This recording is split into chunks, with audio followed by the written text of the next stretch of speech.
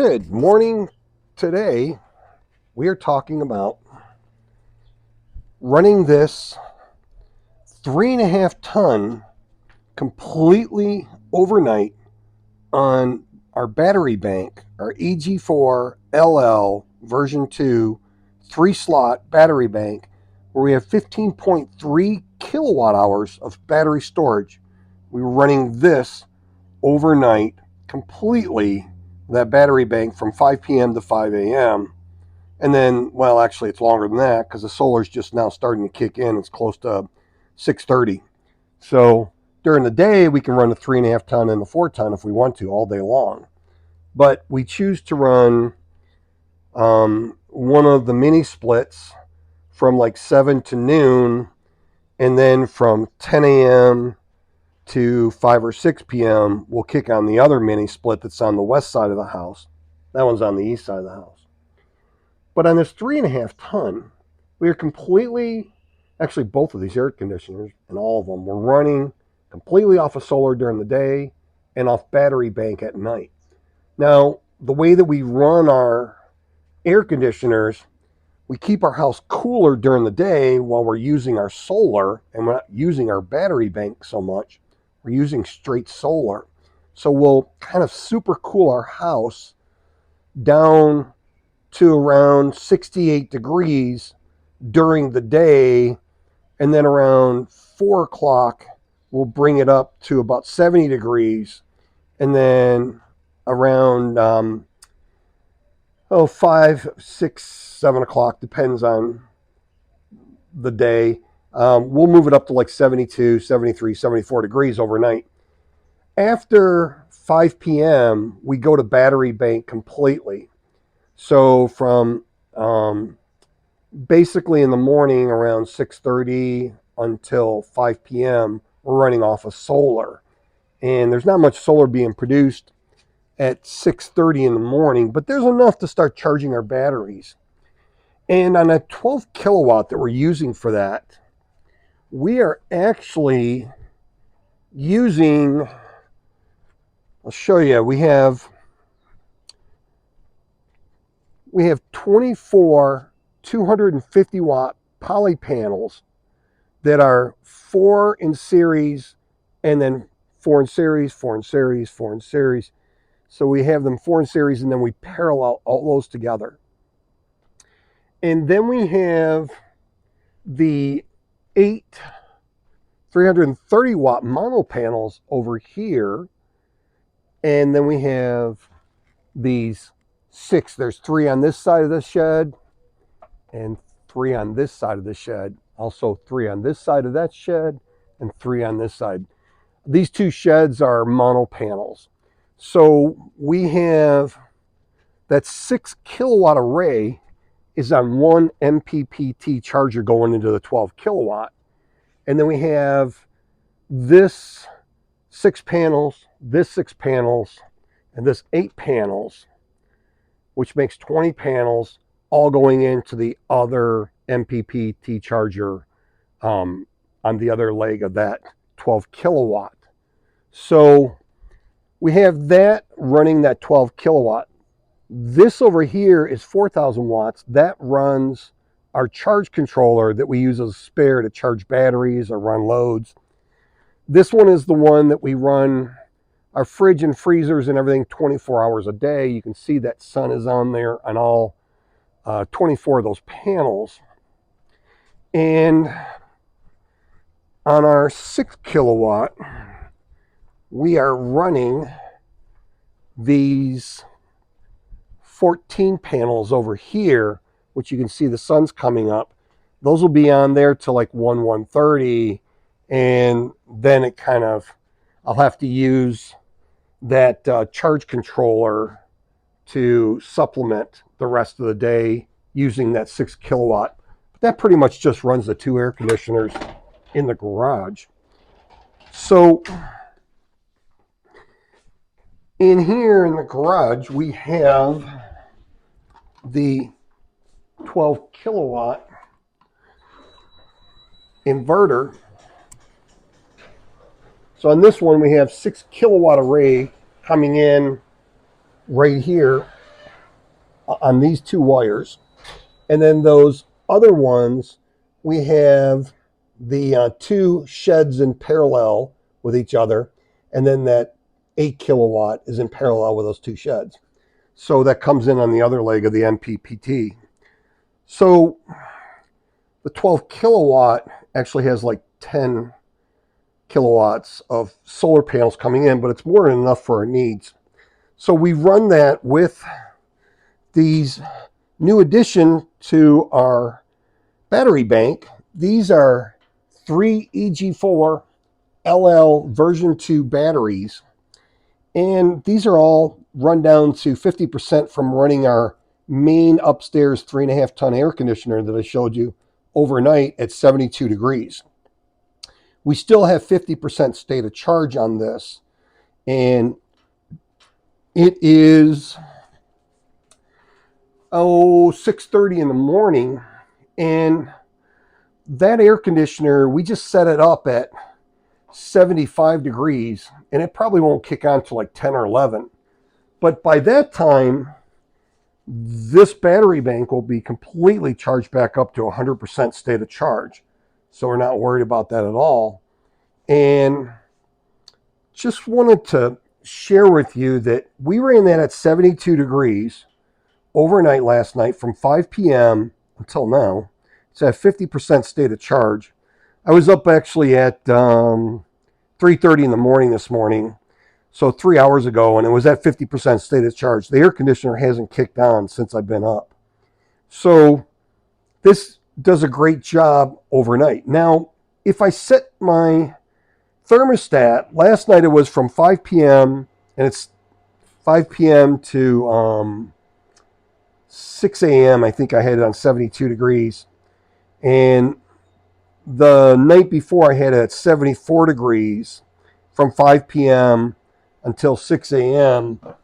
And the state of charge on these batteries was around 65%, going up 2 degrees from 72 to 74.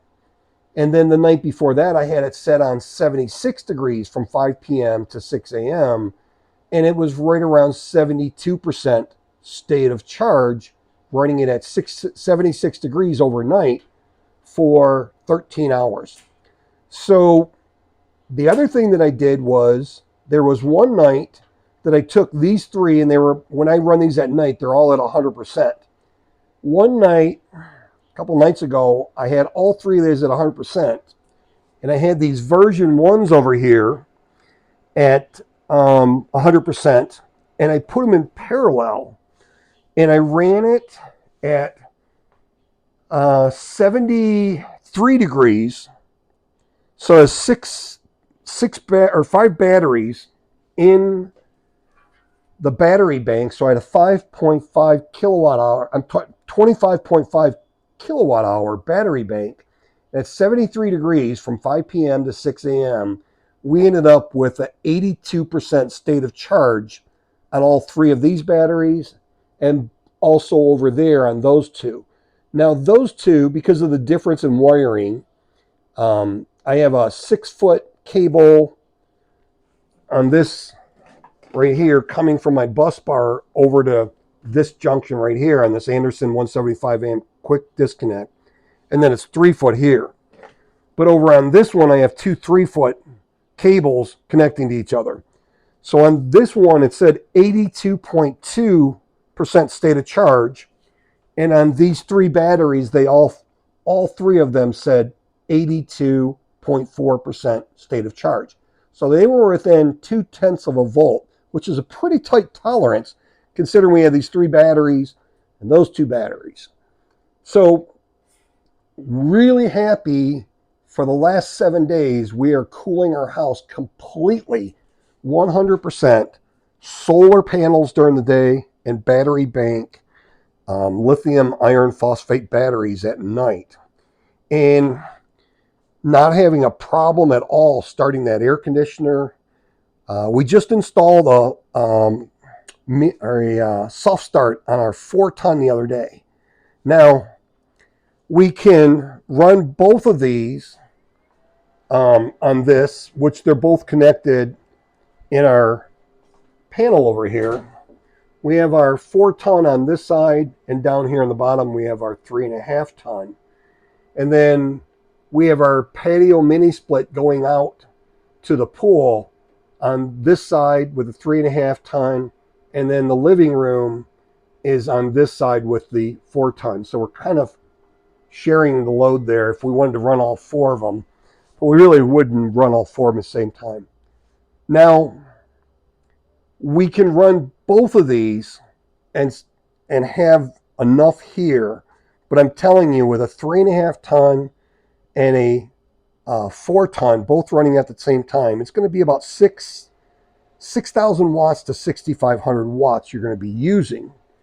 And you're going to be running 90 to 100 DC amps coming out of this. So you're going to be running a pretty good thing. Now in the settings in here, you can go in the settings in here, and off your solar panels, you can run, I think it's up to, it gives you a setting of up to 180 amps you can run. Now when I'm running my pool heater, that thing uses like 186 amps while it's running DC amps. And I will set this to 120 amps coming in off the solar panels. And then I'll have this NPPT charge controller. It's an EG4, 5,500 watts in panels. Supplement it with the other 66 amps that I need. So that'll give me 66 amps. This will give me 120 amps. That's 186 amps. This thing's a beast. It can pull a lot. And using that in conjunction with that really makes it possible to run my pool heater now. And I was running it off of those AGM batteries that I'm not using anymore now that I've got the lithium iron phosphate batteries. So this thing is a beast. So if you're thinking about running your heat pump off of solar and battery bank at night, the 6 kilowatt Growatt will not run both of my, they'll run both of them, but I'm going to greatly reduce the life on this running at 6,500 watts when it's 6,000. If I'm pulling in if I'm pulling in the 90 amps to 100 amps that I need to run those two together, it's going to really put a strain on this. So I would go for the 12 kilowatt, because even if you're only thinking about running one like 4 or 5 ton, you're going to sit there and think down the road, well, maybe I want to run more. And if you go with this, you cannot parallel these together. So you would have to get a separate one or get something else like that. But that's got to be 2 units in parallel. And that was more expensive than this one. And this weighs 109 pounds. This weighs 186 pounds. These things are beasts to get up on the wall. And this thing weighs maybe 36 pounds, and these weigh like 20 pounds. So the non-transformerless are really light. But these ones that have, this has 1 transformer in it, and that has 2 transformers in it. That's why this one's almost double the weight of that. But this will surge up to 38,000 watts when it goes to start something. This will start up to 19,000 watts when it goes. So it goes 3 times the stated running max watts. So I would definitely, if you're thinking about getting one of these Growatts, go with a 12 kilowatt. You never know down the road what you're going to add to it. Now, we have the 2 strings coming into this one, and we only have 1 string coming into this one. So it much more efficient on this. And I found out that I can go a little bit over on these, because you're on a 250 watt panel, you're not going to get 250 watts out of every one of those panels. But honestly, it's not so many how many watts you're pulling. You're going to max out on your amps, output amps on this before you'll max out on your watts. So I'd be more concerned about how many amps I'm pulling in than so much how many watts I'm pulling in. And if you're sitting there looking at what you need to run, you know, I only run this mini split and that mini split in here during the day, and in the morning, I'm using those 14 solar panels over on the east side of my house, and I can run both of these mini splits. This is a 1.5 ton, that's a 2 ton. I run both of them on here, and it's still charging my battery. And then in the afternoon, I use this to supplement. Now, this starts charging because of my solar panel placement. This will charge all day long, and at 5 o'clock, I turn it off. If it's at like 96% on the batteries, it'll charge it up to 100%. This is usually at 100% when I turn this off around 5 o'clock. And if I need to, I can use that charge controller to supplement this to charge it up so that I have 100%. But these batteries really are nice to be able to run. And these in here have a fire arrestor. I believe there's 2 in each of these batteries. Those over there do not have, from what I understand, any battery arrestors. But these have like a fire extinguisher built into them. They're nicer batteries. And I'm really, really happy with these. So we're going to be adding on to this. We have this one right here. And like I said, I think we're going to get another version 1 over there, so we can, and another 3-slot cabinet here. And I'll put the links in the description for the Growatt, the version 2 batteries, this 3-slot battery bank cart, server rack cart, and the version 1s. I don't know if you can still get those over there. I think they've kind of gone to the version 2s, but if there's still on their website, I'll put a link for it. And also put a link on these as well for those charge controllers. Because if during the day, if I want to run this and it's a little cloudy, I can use that one, if it's a little cloudy, to run both my 3.5 and 4 ton. But one of the things that I do is, right now it's 6:45 in the morning, and I put my thermostat at 74 degrees upstairs. One of the things that I'll do is, that air conditioner upstairs won't kick on till like 10:30, and it'll be 100 degrees today. Now, in the morning at around 7 to 8 o'clock, I'll turn this one on. This is a 120 volt, 12,000 BTU 1 ton mini split. This is right over my patio door, and it faces towards the kitchen there. It goes all the way down there. And all the way in that office and that laundry room, it will be around 72 to 74 degrees. So this unit works really well at going through that pass-through right there, all the way in there and cooling that area. So I'll run this till probably around noon, maybe 1 o'clock, and that'll get me down to right around, it'd be like 70 degrees over here. And then around 10 o'clock in the morning, I will turn on this mini split, and I'll run this till about 5 or 6 o'clock at night. And this one is the premium. This blows, and I have 3 windows up there, 3 windows down here, and a window over there. And these windows are like 5 by 6 foot. They're big windows. And those, you lose a lot of your cooling out of them, and you get a lot of heat coming in from them. And I don't have to turn this on because it's this is the west side of the house over here where the sun's going to set. So I don't need to turn this on until 10 or 11 o'clock in the morning. This over here running will cool that down right there, and it will keep this area over here cool as well. So don't need to be running these all the time. When I turn that thing off at 1 o'clock, I don't turn it back on until the next morning around 7 or 8 o'clock.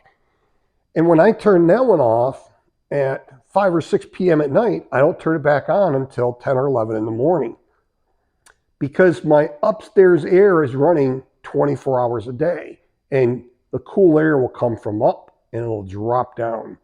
And when I get up in the morning, depending what I have it set up there, it's usually like, well, right now it's 6:45 and it's 75 degrees in the house, and I haven't run that air conditioning since this one since 1 o'clock yesterday, and that one over there since I think around 6 o'clock p.m. So, and it's 75 degrees in here. So I don't need to be running all my air conditioners 24 hours a day. I just need to get them to cool the area of the house that the sun's on. Like I said, in the morning, this is my east wall right here, and the sun is shining on this wall right now. So I need to run this air conditioner during the day. And then by noon, 1 o'clock, it's over the house. But I got 2 exhaust vents up in my attic that keep my attic 5 degrees over the outside temperature. So if it's 80 degrees outside, it's 85 upstairs. If it's 100 degrees outside, it's 105 degrees upstairs. If it's 115 outside, it's 120 degrees out. Used to be like 140 to 180, 190 degrees up in that attic. Man, that AC would run hard all day long. And when it was running on the grid, it would stay running a long time. Now it cycles on and off quite often to where it turns on, runs for a while, and turns off for like 15 minutes before it cycles back on. But before, it would run for like 10 minutes, cycle off for 2 minutes, and then cycle back on. Run for 10 minutes, cycle off for 2-3 minutes. So those attic vents up there are solar powered. They're 40 watt. So during the day, those will run off the solar panel on top of them, and it's like 5,000 cubic feet it pulls out of my attic. From the top, it pulls it out and it sucks in the cooler air from the gable vents on the lower that are like 5 foot lower than the peak in the roof. So it's constantly pulling in cooler air and exhausting out the hot air. And those are running off the solar, but when it doesn't have enough solar, it's running off of my battery bank, off my either solar panels, or if I switch over at nighttime to my battery bank. So those are pretty much running 24 hours a day. It's either solar or it's grid. And they're only using 40 watts on each one of those exhaust vents. And I got those like 4 years ago, and I got them from Lowe's, and they were like $400 with tax delivered to the house. And right up there. So there's one right there, and the other one is right there. So that does a really good job. And I had those professionally installed. We had to do some roof work right over here, and the board rotted out and some tiles fell off. So they replaced some plywood underneath it and that. And while they were up there, I had them install those. So I had those professionally installed. Didn't do those myself. But we are running all of this, running this pool pump and those mini splits, those big heat pumps. It's a 17,000 BTU pool heat pump, 127,000 BTU heat pump. That's 12.7 ton, 3.5 ton, 4 ton, and 1 tons. So that thing's a monster. But right now, we got pretty good sun coming on our panels on that array on the pergola. There's 16 panels on there. We got great sun up here. We got sun on all those panels, and we're starting to get pretty much good sun over here. It's almost 7 o'clock. By 7:15, we should have full sun up on those panels. And then these hit around 10, 11 o'clock. Those will be in full sun. So, see on there, you can see that. I don't know if you can see the sun or not, but it's completely hitting all these 24 panels on the MPPT, or the MPP 6500 that runs my fridge, freezers, lights, and things. So there you have it. We are running our cooling on our house 7 days a week, 24 hours a day, keeping it any temperature we want between 65 and up. And now we're charging our batteries up 10 before 7, and we're charging all our batteries up. These are the ones I run my freezers and my fridge and other freezer off overnight, and I run the outside lights, and I run my pool pump off of these during the 24 hours a day, and that keeps my pool clean all the time because it's running 24 hours a day, and doing a good job. That's that MPP inverter that I have running that stays on 24 hours a day. This turns off. I turn this on and off just to cool the garage with these mini splits. This is on 24 hours a day now, cooling the house. So, and right now, with this, battery's dead. I run this fan on here when I don't have the air conditioning going out here. Ton of these batteries. So I run these fans on here when there's no air conditioning, and it helps to keep the, there's 2 fans in here and 1 fan right here. And I run both of these so that those fans won't kick on, especially at nighttime. These are more for nighttime during the day, but since I have so many batteries, I'm not really worried about it. So I run these fans 24 hours a day, and I'm able to switch out these. This battery will last me about 10 to 12 hours. So I switch them out like twice a day, but regardless of what it is, at time I go to bed, I put a fresh 4 amp hour, and I have this just running right here, and whatever heat this is generating, it's blowing up in there, and it's exhausting that heat out. So it's keeping both of these inverters. This one's not running overnight, but this is.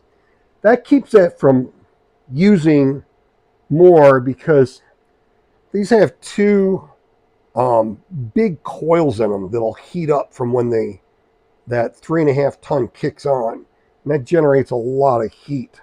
So, it's a little bonus right there to use those fans to cool off my inverters and keep them running more efficient.